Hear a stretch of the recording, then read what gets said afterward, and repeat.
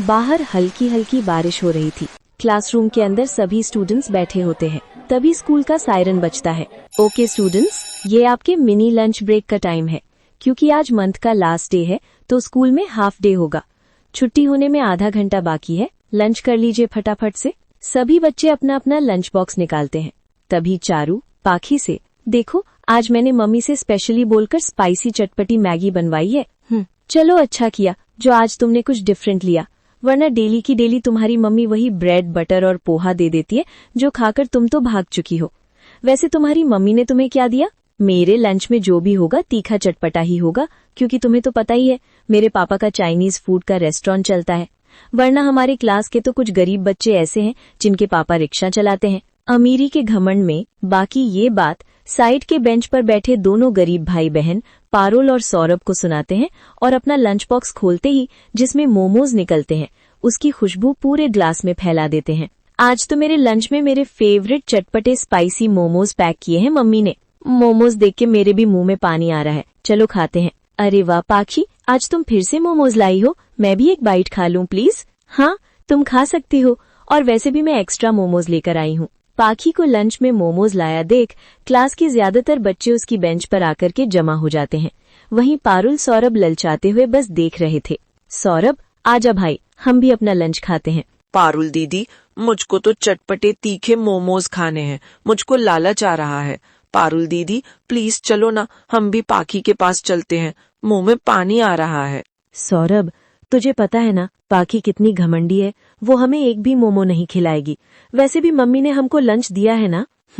ठीक है दीदी। पारुल दीदी जैसे टिफिन खोलती है तो अचार परांठा होता है। फिर से वही सूखा पराठा और अचार, मुझको नहीं खाना ये। सौरभ, वो खाना अपनी बहन को खाने दो। मैं मोमोज लाई हूँ, तुम्हें मोमोज ट्राई करने हैं? सच में तुम मुझको मोमोज खिलाओगी? बिल्कुल। लालच करते हुए सौरभ जैसे आता है, पाखी टिफिन से एक मोमोज जमीन पर डाल देती है और उसे चढ़ाती है। शू शू टॉमी शू। पाखी, तुमने मोमोज जमीन पर क्यों गिरा दिया? टिफिन में होता तो खिला देती।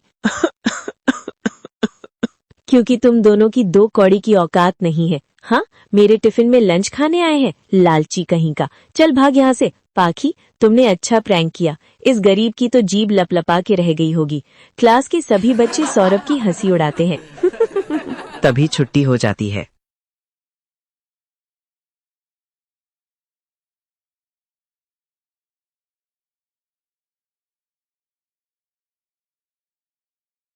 और सौरभ रोते हुए घर आता है, जहाँ सब किराए के छोटे से कमरे के अंदर बैठे थे। तभी माधवी भाभी, सौरभ, पारुल स्कूल से आ गए हैं। क्या बात है, मेरा बेटा रो क्यों रहा है? आज के बाद मैं कभी स्कूल नहीं जाऊंगा। अरे मगर मेरे प्यारे पोते को हुआ क्या है? दादी के पास आ। क्यों नहीं जाएगा स्कूल मेरा बेटा? अगर तू पढ़ेगा लिखेगा नहीं तो आगे चलकर पिताजी की मदद कैसे करेगा? किसी से लड़ाई तो नहीं करके आया? दादी नहीं, पर आज क्लास के सभी बच्चे मेरा मजाक उड़ा रहे थे। सभी बच्चे अच्छा अच्छा लंच लेकर आते हैं, momos, pasta, fried rice, Maggi, पर मम्मी हमें डेली बस सूखी रोटी या सूखा पराठा दे देती है। मुझे नहीं पसंद, मुझे भी मोमोज खाने हैं। सौरभ के मोमोज खाने का रट देख करके रेवती उसे फुसलाते हुए कहती है, मेरे लाडले पोते, ये मैगी मोमोज बिल्कुल अच्छी चीज नहीं होते।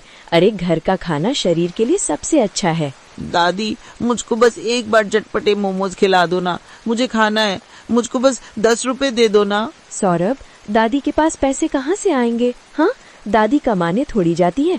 रोटी भुजिया बनाकर रखी है, चुपचाप से खा लो। मुझको नहीं खानी सड़ी हुई रोटी भुजिया, ठीक है? नहीं खाना तो भूखे रहो। मैं जा रहा हूँ बाहर, मुझको बुलाना मत। पीछे रह गई जमींदार की ठहाकों वाली हंसी, जो मोहन के आत्मसम्मान को बार बार चोट पहुंचा रही थी। पर मोहन को नहीं पता था कि इस अपमान के बाद ही उसकी किस्मत का जादुई दरवाजा खुलने वाला था। जमींदार ने मोहन को धक्के देकर निकाल दिया था। मोहन हताश होकर लौट रहा था, तभी झाड़ियों से कराहने की आवाज आई। अरे ये नन्ही से चिड़िया, इसके पंख तो खून से सने हैं। कितना तड़प रही है ये।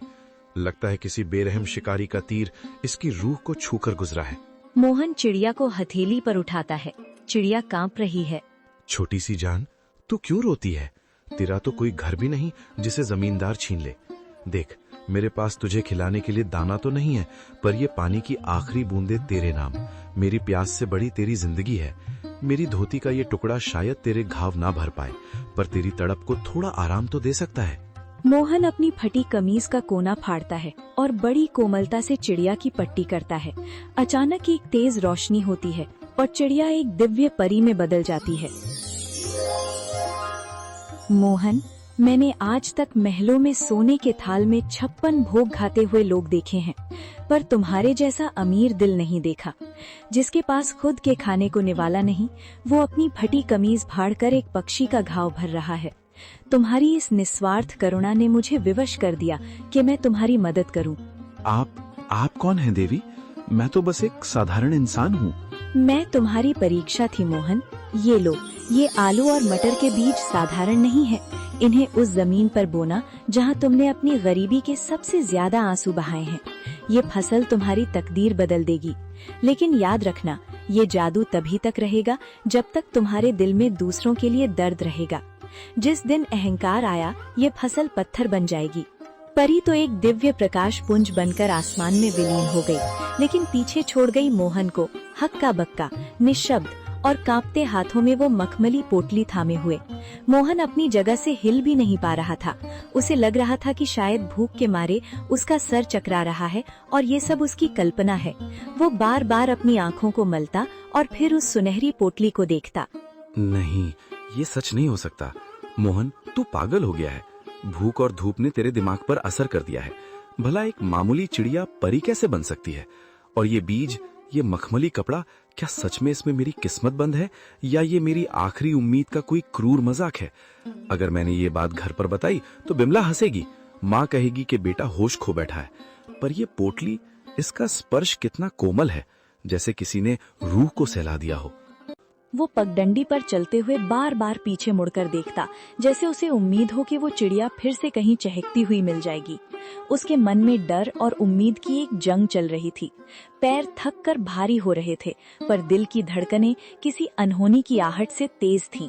मोहन जैसे ही घर पहुंचा, उसने देखा कि दीपक आंगन में मिट्टी से खेल रहा है और बिमला चूल्हे के पास बैठी सूखी लकड़ियां बटोर रही है। मोहन का चेहरा उतरा हुआ था, पर आंखों में एक अजीब सी चमक थी। मोहन, आ गए तुम? क्या हुआ? जमींदार ने कुछ दिया? तुम्हारे हाथ खाली क्यों हैं? और तुम ऐसे कांप क्यों रहे हो, जैसे कोई डरावना सपना देख लिया हो? बिमला, माँ, जल्दी इधर आओ। आज जो हुआ, अगर मैं अपनी आंखों से न देखता तो कभी यकीन न करता। मैं पागल नहीं हुआ हूँ, पर आज कुदरत ने मुझसे बात की है। क्या हुआ बेटा? तू इतना घबराया हुआ क्यों है? शांत हो जा, पहले पानी पी। माँ, आज रास्ते में मैंने एक घायल चिड़िया की जान बचाई। उसे पानी पिलाया, अपनी कमीज फाड़कर उसकी पट्टी की, और फिर पलक झपकते ही वो चिड़िया एक नुमानी परी में बदल गई। उसने कहा कि वो मेरी परीक्षा ले रही थी। उसने मुझे ये बीज दिए हैं माँ। उसने कहा कि ये जादुई आलू और मटर हैं। अगर इन्हें सच्चे मन से बोया जाए तो ये हमारी तकदीर बदल देंगे। बिमला हैरानी और अविश्वास से, परी? मोहन, क्या कह रहे हो? कहीं भूख के मारे तुम्हारी तबीयत तो नहीं बिगड़ गई? इस जमाने में परियां कहाँ आती हैं? हमें मेहनत से रोटी नहीं मिल रही और तुम करिश्मे की बात कर रहे हो? बिमला, मुझे भी यकीन नहीं हो रहा था। रास्ते भर मैं खुद को यही समझाता रहा कि मैं सपना देख रहा हूँ। पर देखो इस पोटली को, क्या ये किसी गरीब किसान के घर की चीज लग रही है? माँ, जब उस परी ने मुझसे बात की तो मेरे दिल का सारा बोझ उतर गया। उसकी आवाज में वही ममता थी जो तुम्हारी आवाज में है। उसने कहा, जब तक मन साफ रहेगा ये फसल सोना उगलती रहेगी। बेटा, इस दुनिया में जो हम देख नहीं पाते, इसका मतलब ये नहीं कि वो होता नहीं है। तेरी ईमानदारी का सिला देने खुद विधाता किसी न किसी रूप में आते ही हैं। बिमला, शक मत कर, ये बीज नहीं, ये हमारे सब्र के आंसू